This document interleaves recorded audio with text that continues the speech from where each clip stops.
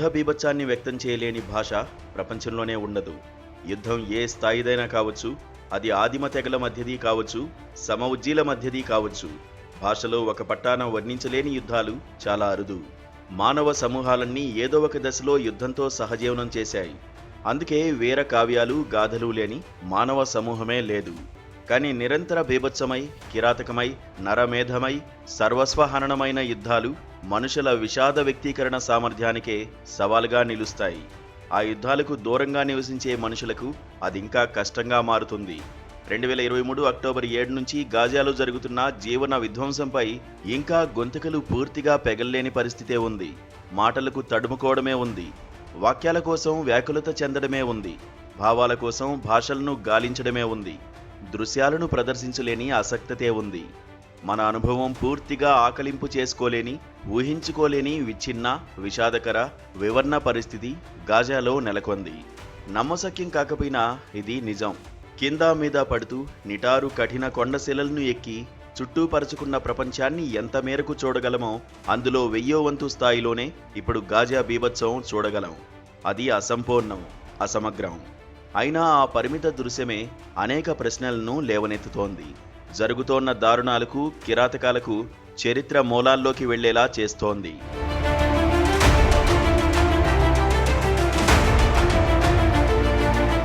సరిహద్దు గోడలను, ఇనుపముళ్ల కంచెలను పగలగొట్టి హమాస్ తీవ్రవాద ప్రేరేపితులు ఇజ్రాయెల్ భూభాగంలోకి చొరబడి 1200 మందికి పైగా చంపేశారు.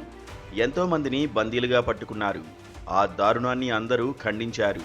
ప్రజాస్వామ్య స్ఫూర్తిని, సాంస్కృతిక భిన్నత్వాన్ని మనసా వాచా కర్మణ కోరుకునేవారిని నిలువెల్లా కలిచివేసిన సంఘటనాది. అయినా హమాస్ లాంటి సంస్థలను ఎదుర్కోవడానికి యుద్ధాన్నే పరిష్కారంగా వారు భావించడం లేదు. ఏదో ఒక మిషతో గాజాపై యుద్ధాలు ప్రకటించడం, దాడులు చేయడం ఇజ్రాయెల్కు కొత్త కాదు. 2014 నాటికే గాజాపై 12 సార్లు ఇజ్రాయెల్ యుద్ధానికి పాల్పడిన విషయాన్ని ప్రముఖ ఫ్రెంచ్ చరిత్రకారుడు జీన్ పియర్ ఫిలియు 10 ఏళ్ల కిందటే చెప్పారు.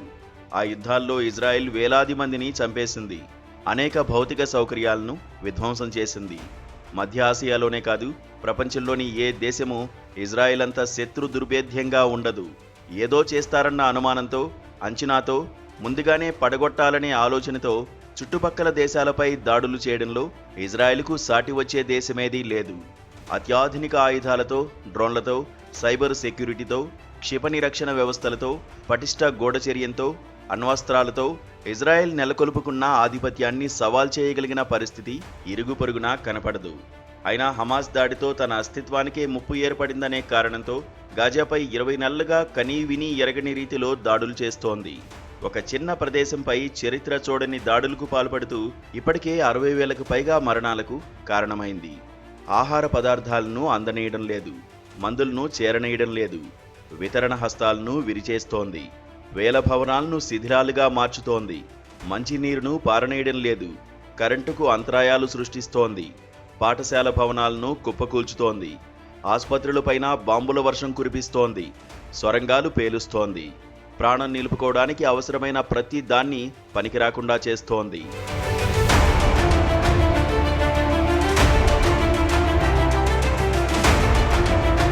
గాజా అనేది 140 చదరపు మైళ్ళ ప్రాంతం. దాని సృష్టే కృతకమైంది. 1948 నాటి యుద్ధ సమయాన అసంబద్ధ సరిహద్దులతో దాన్ని ఏర్పరిచారు. ప్రాచీన నాగరికత చరిత్రలో ఘనమైన పాత్రను పోషించిన ఒక నగరాన్ని, దాని చుట్టుపక్కల ప్రాంతాన్ని, విశాల పూర్వ పాలస్తీనాతో సంబంధాలను తెంచి సామాజిక జీవనాడులను చిన్నాభిన్నం చేసిన దృశ్యమే 77 ఏళ్లుగా అక్కడ ఉంది. 28 మైళ్ళ పొడవు, ఉత్తరాన 4.3 మైళ్ళ వెడల్పు, దక్షిణాన 7.8 మైళ్ళ వెడల్పు, మళ్లీ మధ్యలో 3.4 మైళ్లకు కుదింపు, పశ్చిమాన మధ్యధరా సముద్రం, ఇలా భౌగోళికంగా అసహజ సరిహద్దులను నిర్దేశించిన గాజాకు 1948 నుంచి విషాదాలు, వైపరీత్యాలు వెన్నాడుతూనే ఉన్నాయి. ఐక్యరాజ్య సమితి నిర్దేశించిన పరిమితులను అతిక్రమించి పాలస్తీనాకు కేటాయించిన భూభాగంలో అధిక భాగాన్ని 1948లో బలవంతంగా స్వాధీనం చేసుకోవడంతోనే ఇజ్రాయెల్ ఆక్రమణల చరిత్ర మొదలైంది. మరోవైపు గాజా ప్రాంతాన్ని ఈజిప్ట్, వెస్ట్ బ్యాంకు ప్రాంతాన్ని జోర్డాన్ ఆక్రమించడంతో పాలస్తీనా ప్రజలకు తమదంటూ స్వేచ్ఛగా మసలే భూభాగమే లేకుండా పోయింది. ఇజ్రాయెల్ స్వాధీనం చేసుకున్న ప్రాంతాల్లో పాలస్తీనా ప్రజల్లో భయోత్పాతాన్ని కలిగించడానికి వందలాది గ్రామాలను నేలమట్టం చేశారు. ప్రజలను తరిమేసిన తర్వాత గ్రామాల అవశేషాలను లేకుండా చేశారు. చచ్చీ చెడి ఎవరైనా పాలస్తీనా వ్యక్తి మమకారంతో స్వప్రాంతానికి వచ్చినా తన గ్రామం ఎక్కడుందో కనిపెట్టలేని దుస్థితికి తీసుకొచ్చారు. ఇజ్రాయెల్ ఘాతుకాలకు భేతావహులై పారిపోయిన ప్రజలు గాజాకు చేరుకున్నారు. 1948కు ముందు గాజాలో 80,000 మంది ప్రజలు మాత్రమే ఉండేవారు. ఇజ్రాయెల్ తరిమివేయడంతో ప్రాణాలు అరచేతుల్లో పెట్టుకుని 2,50,000 మంది గాజాకు తరలివచ్చారు. అప్పటినుంచి గాజా శరణార్థుల మెజారిటీ ప్రాంతమైపోయింది. ప్రపంచంలోనే ఒక చిన్న ప్రదేశంలో అత్యధిక శరణార్థులున్న ప్రాంతంగా గాజా మారిపోయింది. అదొక సంక్షుభిత పరిస్థితి.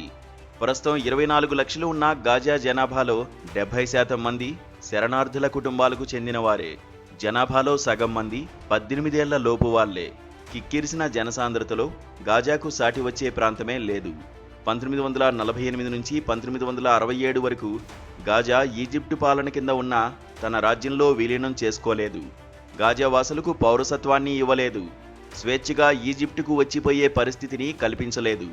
రహస్య సొరంగాలను తవ్వి ఆ మార్గాల ద్వారా ఈజిప్టులోకి ప్రవేశించి మారుపేర్లతో కూలీలుగా వెళ్లడం, అక్రమంగా సరుకులు కొనుగోళ్లు, అమ్మకాలు చేయడం జీవన వ్యాపారమైంది. 1988లో హమాస్ ఏర్పడి 2006లో గాజాలో అధికారాన్ని సొంతం చేసుకున్న తర్వాత సొరంగాల వ్యవస్థ విస్తృతమైంది. సొరంగాలు ఆర్థిక జీవన కేంద్రాలుగా, సమర వ్యూహ రక్షణ క్షేత్రాలుగా మారాయి.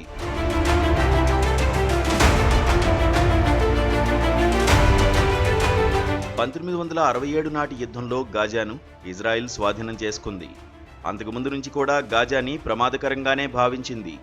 లక్షలాది శరణార్థులు ఉన్న చోటులో తీవ్ర ఇజ్రాయెల్ వ్యతిరేకతతో పాటు పాలస్తీనా విమోచన ఉద్యమాలు అక్కడే ఊపిరిపోసుకున్నాయి. అందుకే గాజాను అన్ని విధాలుగా తొక్కిపెట్టడమే ఇజ్రాయెల్ భద్రతా వ్యూహంలో కీలకంగా మారింది.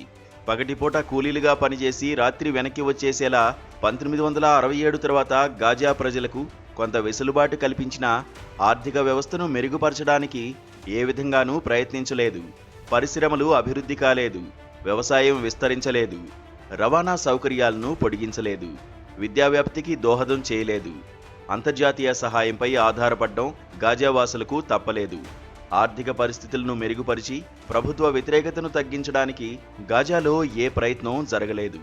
నిరసన ప్రదర్శనలకు దిగినప్పుడు, సైనికులపై రాళ్లు రూవినప్పుడు, రాకెట్లను ప్రయోగించినప్పుడు అసాధారణ రీతిలో విరుచుకుపడి కాల్పులు జరపడం, సామూహికంగా శిక్షలు విధించడం, తీవ్రవాదులకు ఆశ్రయాలుగా ఉన్నాయనే నెపంతో ఇళ్లపై బాంబులు కురిపించడం, విచారణలు లేకుండా జైళ్లలో ఉంచడం, జనసంచారాన్ని నియంత్రించడం గాజాలో నిత్యకృత్యమైంది. ఇలాంటి దుర్భర పరిస్థితుల నుంచి యువకులు ఫిదాయిలుగా మారడం గాజాలో మొదలైంది.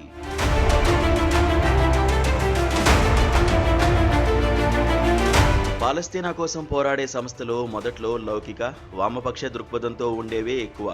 ఈ సంస్థలు అనుకున్న విధంగా ఫలితాలు సాధించలేకపోవడంతో హమాస్, ఇస్లామిక్ జిహాద్ లాంటి సంస్థలు గాజాలో బలాన్ని సంపాదించుకున్నాయి. 7 ప్రధాన సంస్థల్లో ఆ 2 మాత్రమే మత దృక్పథంతో జిహాద్ పేరుతో కార్యకలాపాలు నిర్వహించేవి. పాలస్తీనా ఏర్పాటు లక్ష్యానికి మతాన్ని జోడించి ప్రచార వ్యూహాన్ని రూపొందించడంలో హమాస్ ప్రజలను ఆకర్షించగలిగింది. గాజా, వెస్ట్ బ్యాంకు ప్రాంతాలకు పరిమిత పాలనాధికారాలు కల్పించడానికి ఉద్దేశించిన ఓస్లో ఒప్పందానికి ఇజ్రాయెల్ తూట్లు పడవడంతో గాజాలో అసంతృప్తి పెరిగిపోయింది. ఎంత అణచివేసినా ఆగని పోరాటాలతో సతమతమైన ఇజ్రాయెల్ గత్యంతరం లేని పరిస్థితుల్లో గాజా నుంచి వైదొలిగింది. గాజాలో 2006 నాటి ఎన్నికల్లో హమాస్ విజయం సాధించింది. దీన్ని ఆమోదించని ఇజ్రాయెల్, అమెరికా, యూరోపియన్ యూనియన్ కూటమిగా గాజాపై ఆర్థిక దిగ్బంధాన్ని అమలుపరిచాయి. 17 ఏళ్లుగా గాజా జీవితం మరింత తీవ్రంగా కుంగిపోయింది. గాజాలో తీవ్ర మానవ సంక్షోభం నెలకొందని వందలాది నివేదికలు వచ్చినా లక్ష్యపెట్టలేదు. మరోవైపు పాలస్తీనా సమస్య పరిష్కారం అంతర్జాతీయ రాజకీయ చిత్రపటం నుంచి చేజారిపోయే పరిస్థితులు ఏర్పడ్డాయి. అరబ్ దేశాలు కూడా పాలస్తీనా సమస్యపై శీతకన్ను వేయడంతో హమాస్ అక్టోబర్ 7న రాకెట్ దాడులకు దిగడం ప్రపంచాన్ని కుదిపివేసింది. ఇజ్రాయెల్ను ఒక దేశంగా గుర్తించడానికి 1967 నాటికి ఉన్న సరిహద్దుల్లో స్వతంత్ర పాలస్తీనా ఏర్పాటుకు హమాస్ సిద్ధపడి 2017లో విధానాన్ని మార్చుకున్న ముందడుగులు పడకపోవడం ఈ శతాబ్దపు విషాదంగానూ చరిత్రాత్మక తప్పిదంగానూ భావించక తప్పదు. 44% భూభాగం దక్కాల్సిన పాలస్తీనాకు గాజా, వెస్ట్ బ్యాంకుతో కూడిన 22% భూమి ఇవ్వడానికి నిరాకరించడమే పరమ రాజకీయ లక్ష్యమైనప్పుడు ఎంత ఆయుధ శక్తి ఉన్నప్పటికీ హృదయాల్లో రగిలే పాలస్తీనా జాతీయ ఆకాంక్ష ఇజ్రాయెల్కు ఎప్పటికీ స్థిమితత్వాన్ని ఇవ్వదు. మధ్యప్రాచ్యంలో పాలస్తీనా సమస్య కేంద్రంగా మండుతోన్న అసంతృప్త జ్వాల చల్లారదు. భయానక, అమానుష, జాతి విద్వేష రాజకీయాలు యూరప్లో 60 లక్షల మంది యూదుల ప్రాణాలను బలి తీసుకోవడం మానవ చరిత్రను ఇంకా వెన్నాడుతూనే ఉంటుంది. ఇప్పుడు ఆ బాధిత జాతి భద్రత పేరుతో గాజాను బలిపీఠం ఎక్కించడం ప్రపంచ మానవత్వాన్ని వెంటాడదా?